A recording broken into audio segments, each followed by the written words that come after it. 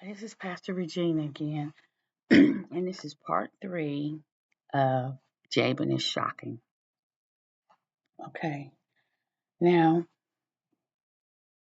I had Jabin in 1982. I was 20 years old, and I was sleeping early in the morning. Okay, now his sister is 2 years older than him. Talisha was a quiet baby. She never cried as an infant. She didn't cry. She didn't do anything. She just sat there all the time. And my grandmother told me, she said, something is wrong with Talisha. I said, why do you say that? I thought she was just a good baby. And she said, because babies don't just sit. They move around, they talk, they're active. And since I was 17 when I had her, I didn't know behavior of infants. Okay. And the reason why we're making this video is because God doesn't want you to take 20 years to learn things that you can learn before that. Okay. And since I didn't have a relationship with God where He could talk to me like He does now, it took me 20 years to figure these things out. Okay. So you're going to be learning from my mistakes. Talisha would wake up in the morning and just sit in her crib. And when I come into her bedroom, she'd be sitting in the crib waiting, quietly, patiently waiting for me. I just thought, she's a good baby. But that's not what babies do when they're infants. Like my grandmother said, they move around, they talk. Okay. When I had Jabin 2 years later, I heard a noise coming from the baby's room because they had a room together, had a 2 bedroom. And I told my husband, I said, what is that noise? Is it coming from the baby's room? He said, well, let's go see. We went into the baby's room. Jabin was 2 months old. He grabbed onto the bars of the crib and had pulled himself up. He was in a standing position. He was red all over, he was angry, and he was shaking the crib, violently shaking the crib. That was shocking. And I said, what's wrong with the baby? And my husband was 4 years older than me, so that's why I asked him. He said he's hungry. Okay.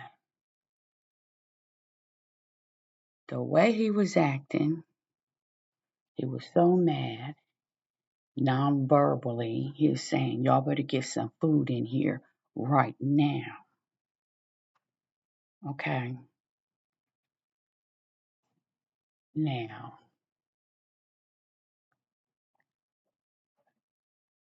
I couldn't get him to stop crying. I would give him uh, that cereal that they have in the store, that flaky cereal in a bottle, 8 ounces, and put a hole in it. And he would drink that down and he'd still be crying. So I called his mother and I told his mother, the baby won't stop crying. Called Nate's mother. She said, the baby won't stop crying. She said, he needs a sandwich. I said, a sandwich? He's an infant.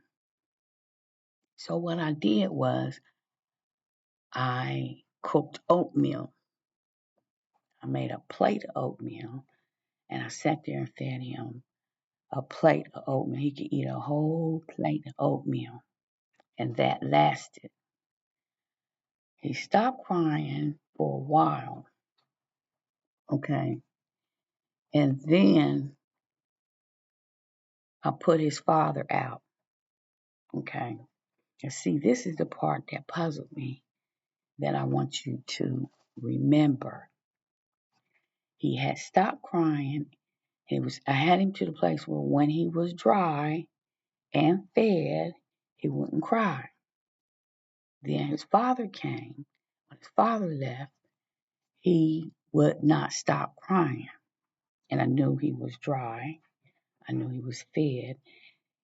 There was no reason for him to keep crying. And so what I did was I had a speaker. I know babies understand. And I put some music on and I sat him near the speaker. And when he realized, it dawned on him that I can't hear him crying because of the speaker, he stopped. Okay. But I didn't know why he was crying. Now, today I asked the Lord why was he crying and wouldn't stop crying. And the Lord said his father molested him. See, I didn't know that. But I remember going to my mother's house and taking him with me, and my sisters caught him blowing on Jabin's penis. And she told me, he said, Nate is blowing on Jabin's penis. Okay, I didn't know why he was doing that. Since I didn't know why, I didn't do anything about it. Okay. But I'm telling you, you need to be videotaping your husband and the baby. You need to be videotaping all the time so that you can keep track of all the things that's going on, and you will see milestones. And some of this you can put together. You'll be able to put it together in your mind when you watch the videos if you can't hear directly from God. But you need to be able to hear directly from God when you ask a question so he can tell you and you don't have to figure it out. Okay?